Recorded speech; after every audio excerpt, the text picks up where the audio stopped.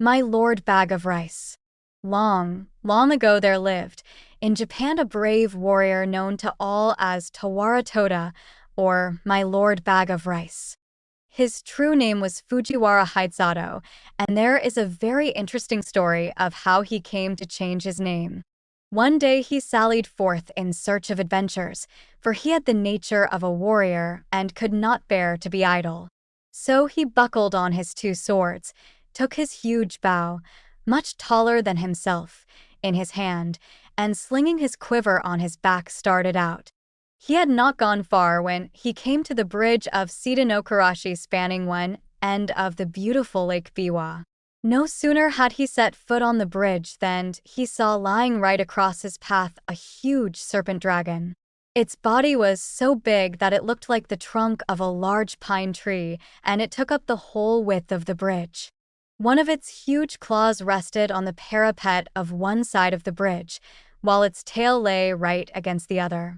The monster seemed to be asleep, and as it breathed, fire and smoke came out of its nostrils. At first Hidesato could not help feeling alarmed at the sight of this horrible reptile lying in his path, for he must either turn back or walk right over its body. He was a brave man, however, and putting aside all fear went forward dauntlessly. Crunch, crunch. He stepped now on the dragon's body, now between its coils, and without even one glance backward, he went on his way. He had only gone a few steps when he heard someone calling him from behind. On turning back, he was much surprised to see that the monster dragon had entirely disappeared, and in its place was a strange-looking man who was bowing most ceremoniously to the ground. His red hair streamed over his shoulders and was surmounted by a crown in the shape of a dragon's head, and his sea-green dress was patterned with shells. Hidesato knew at once that this was no ordinary mortal, and he wondered much at the strange occurrence. Where had the dragon gone in such a short space of time? Or had it transformed itself into this man, and what did the whole thing mean? While these thoughts passed through his mind, he had come up to the man on the bridge and now addressed him. "Was it you that called me just now?" "Yes, it was I," answered the man. "I have an earnest request to make to you. Do you think you can grant it to me?"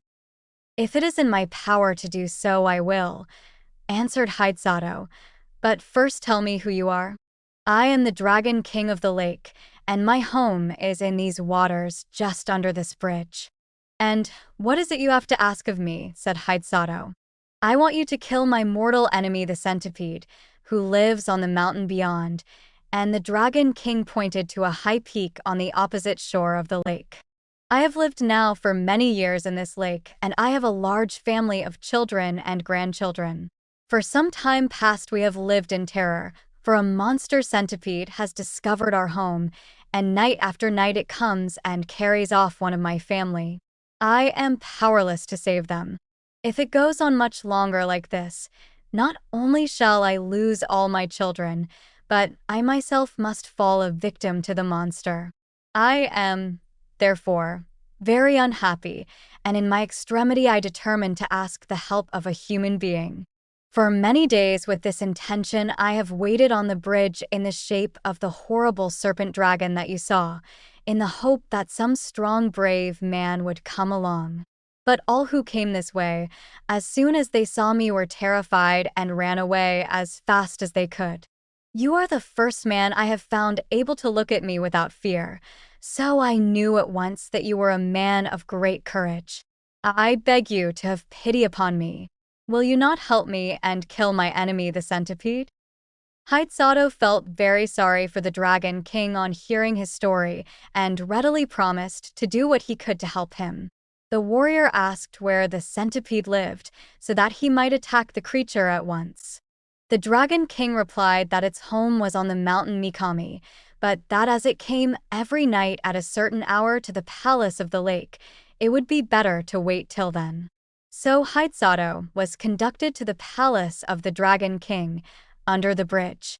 Strange to say, as he followed his host downwards, the waters parted to let them pass, and his clothes did not even feel damp as he passed through the flood.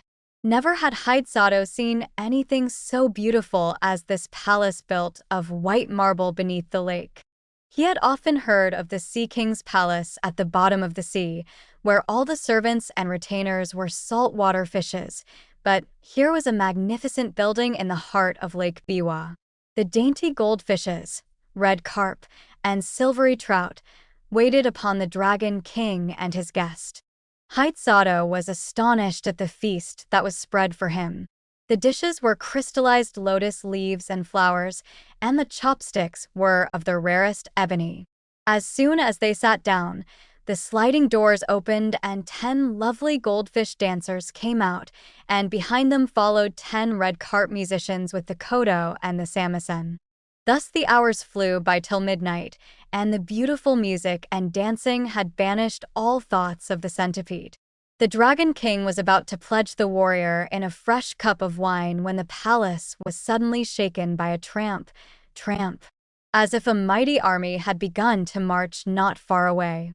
Hidesato and his host both rose to their feet and rushed to the balcony, and the warrior saw on the opposite mountain 2 great balls of glowing fire coming nearer and nearer. The Dragon King stood by the warrior's side trembling with fear. The centipede! The centipede! Those 2 balls of fire are its eyes. It is coming for its prey. Now is the time to kill it. Hidesato looked where his host pointed, and in the dim light of the starlit evening, behind the 2 balls of fire, he saw the long body of an enormous centipede winding round the mountains, and the light in its 100 feet glowed like so many distant lanterns moving slowly towards the shore. Hidesato showed not the least sign of fear. He tried to calm the Dragon King. "Don't be afraid. I shall surely kill the centipede. Just bring me my bow and arrows." The Dragon King did as he was bid, and the warrior noticed that he had only 3 arrows left in his quiver. He took the bow, and fitting an arrow to the notch, took careful aim and let fly. The arrow hit the centipede right in the middle of its head, but instead of penetrating, it glanced off harmless and fell to the ground.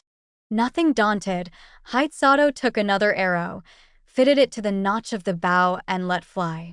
Again the arrow hit the mark. It struck the centipede right in the middle of its head, only to glance off and fall to the ground. The centipede was invulnerable to weapons. When the Dragon King saw that even this brave warrior's arrows were powerless to kill the centipede, he lost heart and began to tremble with fear. The warrior saw that he had now only 1 arrow left in his quiver, and if this one failed, he could not kill the centipede. He looked across the waters. The huge reptile had wound its horrid body 7 times round the mountain and would soon come down to the lake. Nearer and nearer gleamed fireballs of eyes, and the light of its 100 feet began to throw reflections in the still waters of the lake. Then suddenly the warrior remembered that he had heard that human saliva was deadly to centipedes. But this was no ordinary centipede. This was so monstrous that even to think of such a creature made one creep with horror. Hidesato determined to try his last chance. So taking his last arrow and first putting the end of it in his mouth, he fitted the notch to his bow, took careful aim once more and let fly. This time the arrow again hit the centipede right in the middle of its head, but instead of glancing off harmlessly as before, it struck home to the creature's brain. Then, with a convulsive shudder, the serpentine body stopped moving, and the fiery light of its great eyes and 100 feet darkened to a dull glare like the sunset of a stormy day, and then went out in blackness. A great darkness now overspread the heavens, the thunder rolled and the lightning flashed, and the wind roared in fury, and it seemed as if the world were coming to an end. The Dragon King and his children and retainers all crouched in different parts of the palace, frightened to death, for the building was shaken to its foundation. At last the dreadful night was over. Day dawned beautiful and clear. The centipede was gone from the mountain. Then Hidesato called to the Dragon King to come out with him on the balcony, for the centipede was dead and he had nothing more to fear. Then all the inhabitants of the palace came out with joy, and Hidesato pointed to the lake. There lay the body of the dead centipede floating on the water, which was dyed red with its blood. The gratitude of the Dragon King knew no bounds. The whole family came and bowed down before the warrior, calling him their preserver and the bravest warrior in all Japan. Another feast was prepared, more sumptuous than the first. All kinds of fish, prepared in every imaginable way, raw, stewed, boiled and roasted, served on coral trays and crystal dishes, were put before him, and the wine was the best that Hidesato had ever tasted in his life. To add to the beauty of everything, the sun shone brightly, the lake glittered like a liquid diamond, and the palace was 1,000 times more beautiful by day than by night. His host tried to persuade the warrior to stay a few days, but Hidesato insisted on going home, saying that he had now finished what he had come to do and must return. The Dragon King and his family were all very sorry to have him leave so soon, but since he would go, they begged him to accept a few small presents. So they said, in token of their gratitude to him for delivering them forever from their horrible enemy, the centipede. As the warrior stood in the porch taking leave, a train of fish was suddenly transformed into a retinue of men, all wearing ceremonial robes and dragons' crowns on their heads to show that they were servants of the great Dragon King. The presents that they carried were as follows. First, a large bronze bell. Second, a bag of rice. Third, a roll of silk. Fourth, a cooking pot. Fifth, a bell. Hidesato did not want to accept all these presents, but as the Dragon King insisted, he could not well refuse. The Dragon King himself accompanied the warrior as far as the bridge, and then took leave of him with many bows and good wishes, leaving the procession of servants to accompany Hidesato to his house with the presents.